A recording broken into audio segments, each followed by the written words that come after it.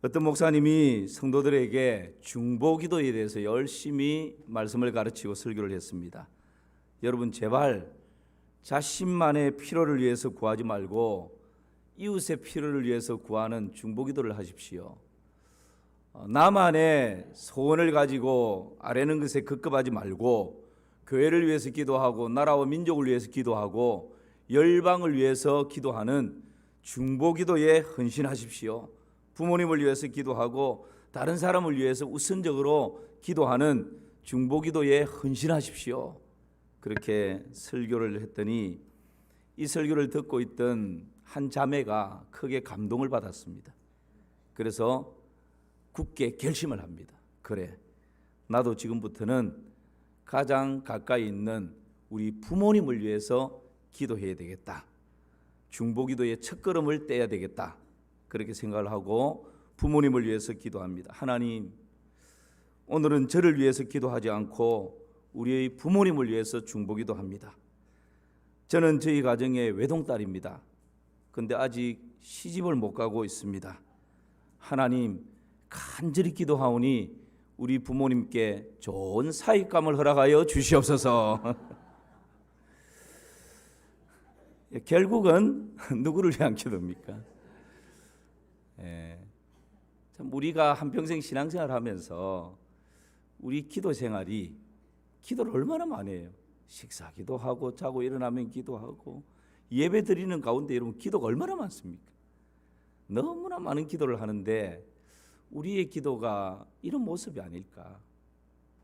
이렇게 저렇게 기도하는데 궁극적으로는 자기 중심, 나의 유익, 좀 이기적인 이런 기도에 매여 있지는 않은가, 그런 생각을 해보게 됩니다.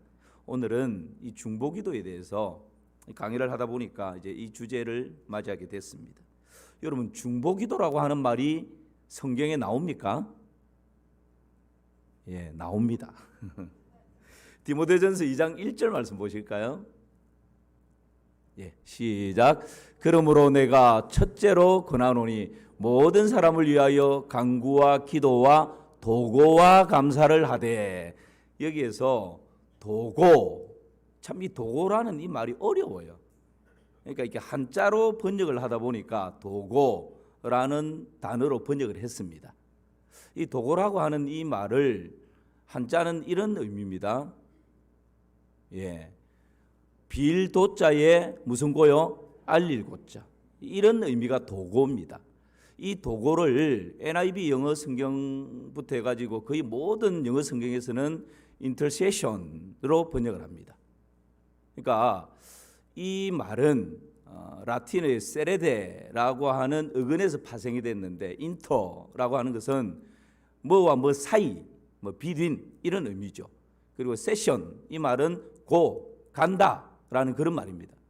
그러니까 이곳과 이곳에 결렬되어져 있는 이 사이를 연결시키는 행위, 이것이 바로 중보기도입니다. 그러니까 헬라어 원어에서 도고로 번역이 됐고 이것을 영어 단어로 인터세션으로 번역을 하고 이것을 좀 더 쉽게 우리나라 말로 번역을 하면 뭐다 말이죠? 중보기도다. 그렇게 이해를 하시면 되겠습니다. 그러니까 하나님께 기도를 하는데 나를 위해서 기도하는 것이 아니고 나의 어떤 기도의 소망을 가지고 아뢰는 것이 아니고 다른 이웃이나 교회나 나라나 열방이나 선교나 이런 류를 두고 하나님께 구하는 것, 이것이 뭐라고요? 중보기도다. 그렇게 이해를 하시면 되겠습니다. 그렇다면 이 오늘 1절 디모데전서 2장 1절을 다시 한번 보실까요? 1절 말씀 보니까 그러므로 내가 어떻게 권한다고요? 첫째로. 이 첫째로 권한다라고 하는 이 말은 어떤 의미일까요? 첫째로 권하노니 이 말은 우선순위를 말합니다. 그러니까 너희들이 기도할 때에 우선적으로 기도해야 될 것이 있다. 그것은 나의 피로도 절박하고 나의 어떤 간절한 기도의 제목이 있음에도 불구하고 그것보다 우선되어야 될 기도 제목이 있는데 그게 뭐다 말이죠? 중보기도다라는 거예요. 그래서 내가 첫째로 권하노니 모든 사람을 위해서 간구와 기도와 뭐요? 도고 중보기도를 해라 그렇게 말씀합니다. 이것은 디모데전서에서만 강조하고 있는 것이 아니라 예수님께서도 마태복음 6장 33절 말씀 보면 그런즉 너희는 먼저 그의 나라와 그의 의를 구하라. 그리하면 이 모든 것을 어떻게 한다고요? 예. 그러니까 그런즉 너희는 먼저 우선순위. 너희 자녀들의 기도도 필요하고 너희 가정의 기도도 있고 너희의 마음의 소원도 있는데 그러나 그의 나라와 그의 의를 먼저 우선순위에 두고 구하라는 것입니다. 먼저 기도할 때 하나님께서 너희의 필요, 너희의 자녀들의 필요, 가정의 필요 이 모든 것은 하나님이 어떻게 하신다고요? 더하여 주시겠다. 여러분 이것이 우리 주님의 진리의 말씀인 줄을 믿습니까? 말씀대로 하면 돼요. 지금 내 처지는 내 현실은 내 간구, 내 소원이 절박한데 말씀은 일단 그러하더라도 그것을 접어두고 그의 나라와 그의 의를 우선적으로 구하라 그러네. 그리하면 이것은 하나님께서 더하여 주신다고 약속하고 있는 것입니다. 여러분 이 약속의 말씀을 믿으시기를 주님의 이름으로 축복합니다. 내 감정을 믿는 것이 아니에요. 나의 신앙생활의 경험을 붙드는 것이 아닙니다. 신앙생활은 뭘 붙드는 거죠? 말씀을 붙드는 것입니다. 그 말씀을 붙들고 말씀대로 행하면 하나님께서 약속하신 은혜를 주실 줄을 믿습니다. 그렇다면 이 중보기도의 우선적인 대상에 대해서 이어서 2절에 디모데전서 2장 2절에 이렇게 말씀합니다. 다 같이 읽어볼까요? 임금들과 높은 지위에 있는 모든 사람을 위하여 하라. 이는 우리가 모든 경건과 단정함으로 고요하고 평안한 생활을 하려 함이라. 개인적인 필요보다 중보기도를 우선적으로 하고 그 다음에 이 중보기도를 할 때 그 중보기도의 내용에 있어서도 우선적으로 구해야 할 대상이 있다는 거지. 그 대상이 뭔가? 오늘 디모데전서 2장 2절에서는 임금들과 누구를 위해서요? 높은 지위에 있는 사람들을 위해서 먼저 구하라는 것입니다. 여러분 그래서 우리가 중보기도를 할 때 대부분 대표기도도 중보기도지 않습니까? 대표기도 하러 올라와가지고 하나님 우리 가정에 이것이 필요하고 이렇게 기도하는 사람 누가 있겠어요? 다 교인을 위해서 기도하고 나라와 민족을 위해서 기도하고 이게 다 중보기도죠. 그 기도를 할 때 여러분 우선적으로 해야 될 기도가 있는데 대상이 있는데 나라와 민족을 위해서 기도할 때 누구를 위해서 기도하라고요? 임금들과 높은 지위에 있는. 오늘 기도한 장로님 저하고 짠 것이 없는데 나라와 민족을 위해서 기도할 때 딱 첫 마디가 뭡니까? 대통령을 비롯한 위정자들. 정확한 것입니다. 여러분 가정을 위해서 기도할 때 누구를 위해서 기도해야 될까요? 하나님께서 그 가정에 남편, 아버지를 가장으로 세웠어요. 가장을 위해서 돈을 많이 벌든지 적게 벌든지 상관없어요. 가장을 위해서 기도하는 것입니다. 교회를 위해서 기도할 때 누구를 위해서 기도해야 될까요? 제가 참 얼굴이 좀 그렇지만 이 말씀의 원리니까 여러분 교회를 위해서 기도할 때 다른 사역적인 기도가 많지만 우선적으로 기도해야 될 내용이 그 교회에 위임받은 담임 목사를 위해서 기도하라는 것입니다. 여러분 여전도에 모여서 기도할 때 대표로 기도시키면 빠지지 말고 기도해야 될 것은 여전도의 회장을 위해서 기도해야 돼요. 구역이 모여서 대표로 누군가 구역을 위해서 기도할 때 많은 기도 제목이 있지만 우리 구역을 책임지고 있는 구역장을 위해서 기도해야 됩니다. 여러분 이것이 성경적인 원리라는 거예요. 그래서 여러분 특별히 교회에서 수요 예배든 주일 예배든 여러분 대표로 구역장들이 기도하고 집사님들이 권사님들이 기도하지 않습니까? 그렇게 기도할 때에 이 원리를 가지고 여러분 담임 목사를 위해서 기도하고 우리 당회의 장로님들을 위해서 기도하시는 것을 꼭 빠뜨리지 마시기를 축복합니다. 왜냐하면 2절 그 이유를 설명하고 있어요. 2절 한번 보실까요? 다시 임금들과 높은 지위에 있는 모든 사람을 위하여 하라. 이는 이유를 말합니다. 이는 우리가 모든 경건과 단정함으로 고요하고 평안한 생활을 하려 함이라. 여러분, 지도자의 위치는, 최고 정점에 있는 지도자의 위치는 선택과 결정 말 한마디가, 그 파급 효과가 모든 공동체에 미쳐요. 대통령이 기자회견하면서 한 번 말 잘못해버리면 나라가 난리가 나지 않습니까? 여러분, 담임 목사 교회를 시험들게 하려면 악한 사단이 누구를 공격 목표로 삼을까요? 담임 목사 목표 삼고 공격하고 유혹하고 미혹하면 여러분, 교회가 시험들게 돼 있습니다. 만약에 제가 여러분 다른 죄를 범하고 막 이 엉뚱한 짓을 하고 만약에 이렇게 한다고 생각해 보십시오. 이 교회가 어떻게 되겠습니까? 죄를 추앙하고 지켜세우고 이런 의미가 아니에요. 늘 연약한 존재고 넘어지기 쉬운 존재이기 때문에 여러분, 그런 지도자를 위해서 우선적으로 기도하라라고 말씀하고 있습니다. 그래야 할 때 고요하고 평안한 생활을 하기 위함이다라고 성경이 우리에게 가르칩니다. 여러분, 이 원리를 우리의 삶 가운데 기도 생활에 잘 적용하시기를 주님의 이름으로 축복합니다. 오늘 아브라함이 중보기도를 하는데 이 중보기도의 자세와 내용이 어떤 것인가 하는 것을 같이 잠시 살피려고 합니다. 중보기도의 자세 27절 말씀 한번 보실까요? 같이 시작. 아브라함이 대답하여 이르되 나는 티끌이나 재와 가사오나 감히 주께 아뢰나이다. 여러분, 아브라함이 지금 소돔과 고모라를 심판하겠다는 하나님 앞에 기도를 하는데, 하나님, 나는 뭐와 같다고요? 티끌 같다고, 재와 같다고, 불어버리면 날아가 버리는 보잘것없는 존재다 이 말입니다. 그런 존재이지만 하나님께 기도합니다. 그러니까 중보기도 할 때 첫 번째 자세는 겸비함입니다.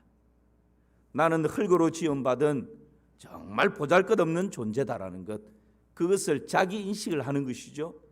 그리고 그럼에도 불구하고 하나님이 창조주이시고 나는 피조물이기 때문에 하나님을 의지하지 않고서는, 하나님을 의뢰하지 않고서는 단 한순간도 살아갈 수 없는 연약한 존재라는 것, 그것을 인식하는 이 겸비함이 중보기도의 첫 번째 자세입니다. 그 다음, 이것보다 더 중요한 자세가 있는데 그것은 담대함입니다. 여러분, 27절을 다시 한번 보실까요? 27절 같이 한번 읽어봅시다. 아브라함이 대답하여 이르되 나는 티끌이나 재와 가사오나 감히 주께 아뢰나이다. 나는 이렇게 티끌 같고 재와 같은 존재인데 그러나 어떻게 아랜다고요? 감히. 이 감히라고 하는 이 말이 무슨 말일까요? 두려운 마음으로 아뢰입니다. 간절히 아뢰입니다. 이런 의미로 생각할 수 있는데 그런 의미가 아닙니다. 감히라고 하는 이 말은 뭐라고요? 담대하게, 당당하게 아뢰입니다. 비록 나는 흙으로 지음받은 티끌 같은 존재고 재와 같은 존재고 흙에 불과한 존재이지만 그럼에도 불구하고 하나님 앞에 담대하게, 용감하게, 당당하게 아뢰입니다. 이런 말입니다.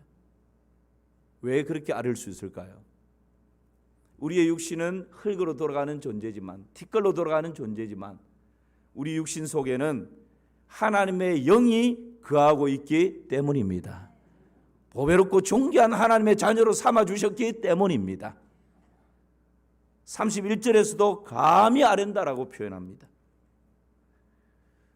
이 감히라고 하는 이 단어를 가장 잘 사용하고 있는 신약의 성경 본문이 누가복음 11장이에요. 여러분, 누가복음 11장에 보면 한밤중입니다. 그런데 친구가 찾아왔어요. 친구를 보니까 막 굶주려 있습니다. 뭔가 내가 먹을 것을 줘야 되는데 양식이 떨어졌습니다. 어떻게 해야 될까요? 이 친구를 위해서 이 사람이 다른 친구 집에 막 쫓아갔습니다. 그리고 문을 막 두드립니다. 안에서 들려오는 대답이 이렇습니다. 나를 괴롭게 하지 말라. 문이 이미 닫혔고 아이들이 나와 함께 침소에 누웠으니 일어나 내게 줄 수 없노라. 여기까지만 끝나면 못 준다 이 말인데, 이런 것 때문에 줄 수가 없노라 하겠느냐. 너무, 여러분 지금 무슨 말입니까? 지금 밤이고 문은 닫혔고 아이들은 다 지금 잠자고 있고, 이런 상황에서 내가 일어나서 뭐 먹을 것을 떡 세 덩이를 지금 달라 그러는데 그것을 챙겨가지고 이렇게 할 수 있겠느냐라고 하면 못 주겠다 이 말인데, 그렇다고 내가 네게 줄 수가 없노라 하겠느냐, 이 말은 무슨 말이죠? 그렇죠. 그럼에도 불구하고 내가 지금 줄 수밖에 없다. 왜요?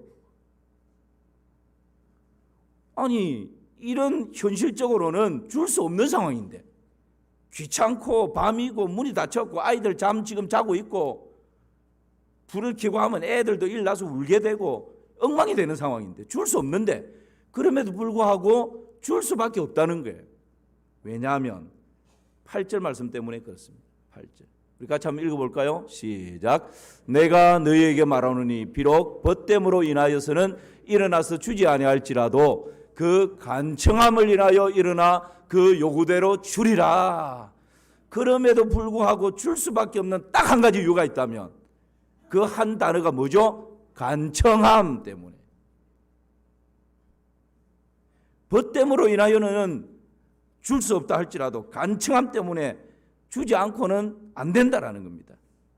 아나이데이아라고 하는 이 헬라어입니다. 이 간청함은 간절함, 절박함 그런 의미가 아닙니다. 이 간청함이라고 하는 아나이데이아라고 하는 이 말은 부끄러움을 모른다는 말입니다. 수치를 모르는 담대함을 말합니다. 그리고 배짱이 있고 뻔뻔스러움이고 철면피, 용감함 이런 뜻입니다. 아니 밤중에 와서 떡을 지금 빌리는 주제에 뭐가 그렇게 배짱이 있고 뻔뻔스럽고 수치를 모르고 부끄러움을 모르고 애걸복걸하면서 제발 우리 집에 지금 손님이 와서 며칠 굶은 것 같은데 제발 좀 떡 세 덩이만 주십시오. 아니 이렇게 애걸복걸해도 뭐 할 텐데 부끄러움과 수치를 모르고 배짱을 가지고 용감함으로 당당함으로 자신만만하게 그렇게 지금 구하고 있다는 거예요. 도대체 뭐가 이렇게 만드는 것일까요? 여러분 우리의 모습이 때로는 살다 보면 넘어지고 실수하고 실패하고 예배의 자리에 오늘 나와 앉아 있지만 한 주간의 내 직장 생활을 들여다보고 가정 생활을 들여다보고 내 삶을 들여다보니 10분 기도 시간이 10분을 넘긴 것도 별로 없는 것 같고 새벽기도는 한 번도 못 나오고 뭐 성경을 펼쳐서 겨우 예배 올 때 성경 들고 탈레틀레, 요즘은 뭐 성경 안 가지고 와도 그냥 앞에서 다 보여주니까 때로는 우리가 그런 하나님 앞에 내 자신을 내어놓고 볼 때 참 부끄럽고 머리를 들 수 없을 정도로 자신이 없을 때가 있습니다. 머리를 떨굴 때가 있습니다. 그런데 그럼에도 불구하고 여러분 당당할 수밖에 없는 이유, 담대할 수밖에 없는 이유, 그럼에도 불구하고 배짱을 가지고 뻔뻔스러움을 가지고 나 이거 필요합니다. 떡 세 덩이만 주십시오. 이렇게 여러분 자신 있게 구할 수밖에 없는 이유가 뭡니까? 나의 의 때문이 아니에요. 나의 행위 때문이 아닙니다. 나의 공로 때문이 아닙니다. 이미 나의 이런 연약함들과 실수와 허물과 죄악을 짊어지시고 갈보리 십자가에서 대속의 제물이 되어주신 우리 구주 예수 그리스도의 그 은혜, 그 공로를 힘입어서 하나님의 은혜의 보좌 앞으로 담대하게 나아갈 수가 있는 것입니다. 여러분 그런 은혜를 더 많이 누리시기를 주님의 이름으로 축원합니다. 이것이 정말 살아있는 신앙생활이에요. 이것이 예수님을 의지하는 믿음의 행위인 것입니다. 로마서 8장에 보면 자기 아들을 아끼지 아니하시고 우리 모든 사람을 위하여 내어주시니가 어찌 그 아들과 함께 모든 좋은 것을 우리에게 주시지 아니하겠느냐. 우리를 사랑하셔서 그 아들을 죽음의 자리에 내어주신 그 하나님께서 우리가 구할 때 모든 좋은 것을 주시지 않겠느냐고.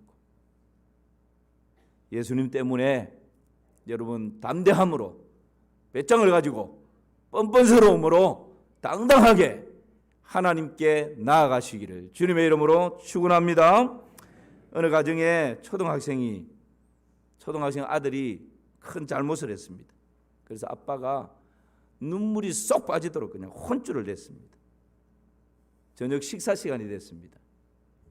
그래도 아빠가 야, 밥 먹으러 나와. 그래도 밥은 먹어야지. 식탁에 둘러앉았습니다. 그런데 여러분, 이 분위기가 얼마나 얼음장이겠습니까? 서로 눈치를 보면서 썰렁합니다. 그때 아버지가 야, 너 오늘 잘못한 게 많으니까 식사 기도는 네가 해. 아들이 내키지 않는 얼굴로 머리를 숙이고 기도합니다. 하나님 아버지 감사합니다. 원수의 목전에서 상을 차려주셔서 감사합니다. 아들이기 때문에 가능한 것이죠. 여러분, 이것이 담대함입니다.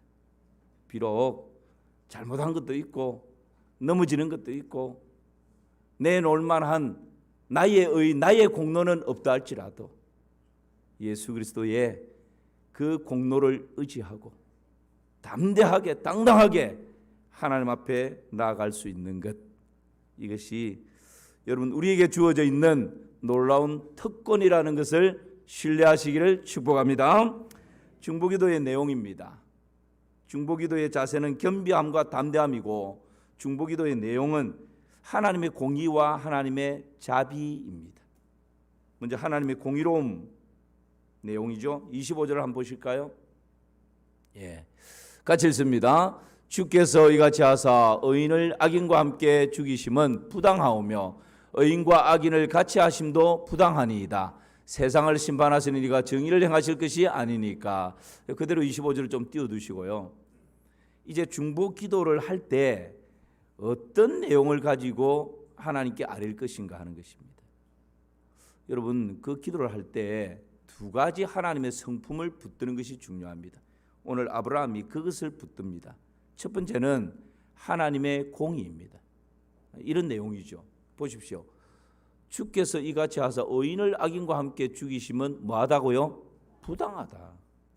하나님의 성품은 공의로운 성품이고 헤세드, 자비와 긍휼의 성품이 대표적인 두 성품인데 하나님 악인을 심판하기 위해서 그 안에 있는 의인까지 심판해버리면 이것은 부당한 거 아닙니까? 정의롭지 못합니다.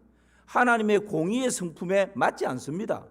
하나님 이것 좀 제고해야 되는 것 아닙니까? 이 말이에요. 그러니까 여러분, 우리가 기도할 때 그냥 나의 생각을 가지고 내 감정을 가지고 내 필요를 가지고 그냥 구하는 것이 아니라 하나님의 성품을 가지고 주장하는 기도가 필요합니다. 이스라엘 백성들이 광야에서 금송아지를 만들어 두고 하나님이라고 막 예배하죠. 그때 하나님께서 분노하십니다. 그리고 이 이스라엘 백성들 내가 썰어버리겠다. 그때 여러분, 모세가 하나님 앞에 딱 와서는 하나님과 이 이스라엘 백성들 사이가 결렬돼 버렸어요. 그 결렬되어진 틈바구니 속에 모세가 딱 들어가서 하나님께 뭐라고 기도합니까? 요 하나님의 성품을 붙들고 기도. 하나님은 공의로우신 분이고 어려우신 분이신데 자비로우신 분이신데 하나님께서 약속했지 않습니까? 이 이스라엘 백성들, 내 백성들 출애굽시켜서 약속의 땅 가나안에 들어가게 할 것이라고 대대로 약속했지 않습니까? 그런데 한번 우상 숭배한 것 때문에 이 완전히 초토화시켜버리면, 다 멸절시켜버리면 이방 사람들이 하나님에 대해서 뭐라고 그러겠습니까? 그 하나님은 약속해놓고 약속 안 지키네. 그 하나님은 자기 백성들 가나안 땅에 들어가게 해주겠다 그래놓고서는 광야에서 다 죽여버리네.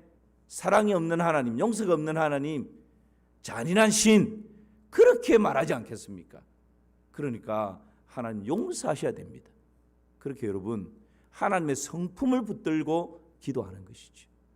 아브라함의 기도가 바로 그런 기도입니다. 그래서 아브라함이 하나님께 하나님 이 성에 만약에 의인이 50명 있으면 그 50명 의인은 억울하게 되지 않습니까? 하나님 어떻게 하시겠습니까? 하나님이 내 멸하지 않을게. 하나님 그러면 45명은요? 내 멸하지 않을게. 30명은요? 않을게. 20명. 나중에 몇 명까지 내려가죠? 10명까지. 우리 뭐 자녀 키울 때 3, 4번 아닙니까? 한 번 봐주고 두 번 봐주고 3번 하면 그대로 그냥 막 매가 벌이 날아가는데 하나님은 10명까지 그래 내가 용서할게. 그래 내가 안 할게. 심판하지 않을게. 넘어갈게. 하나님의 공의의 성품을 붙들고 기도하는 것입니다. 경영학에 보면 80대 20이라는 법칙이 있다고 합니다. 우리가 생산하는 모든 생산의 80%를 20%의 사람들이 생산을 한다는 거죠. 그리고 소비되는 80%도 80%의 소비되는 물자를 20%의 사람들이 다 소비를 한답니다. 이게 80대 20의 법칙입니다. 직장에서도 80%의 전화를 20%의 직장인들이 사용을 한답니다. 이 원리가. 일본의 어느 학자가 개미를 연구했는데 개미의 상징은 근면과 성실 아닙니까?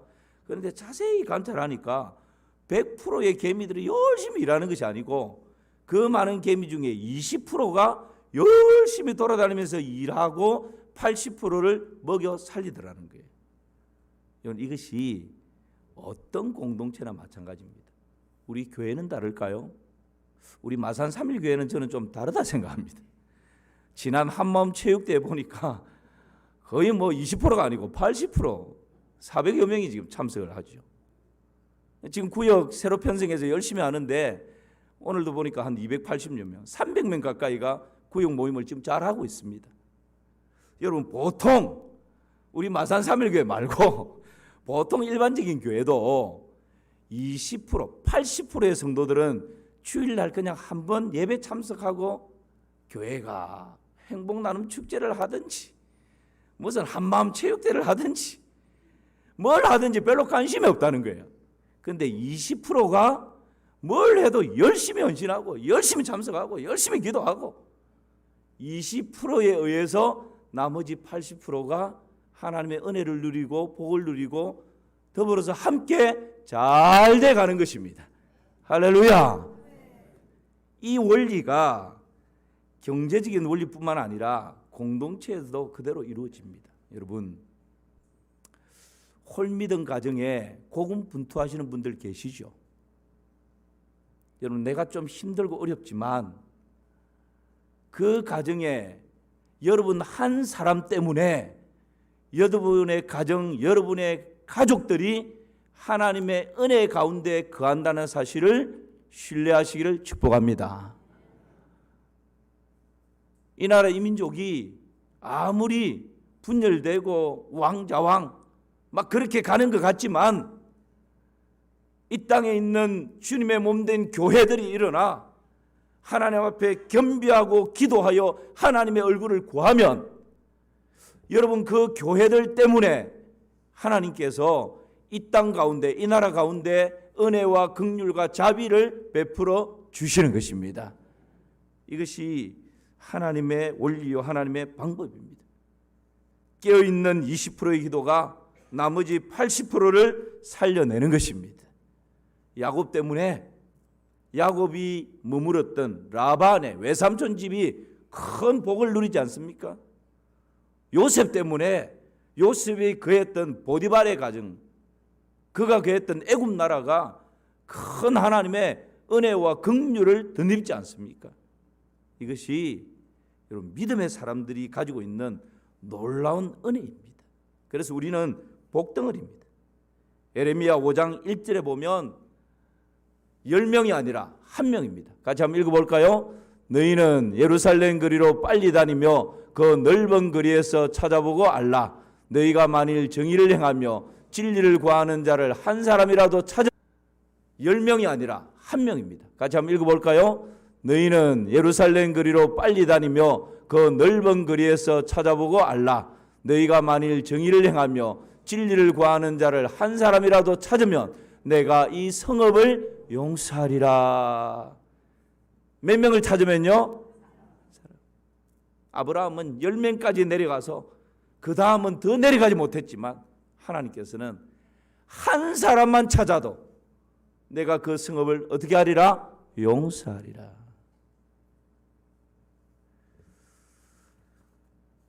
시편 89편 14절 말씀 같이 한번 보실까요? 저 뒤에 있습니다. 예, 시작.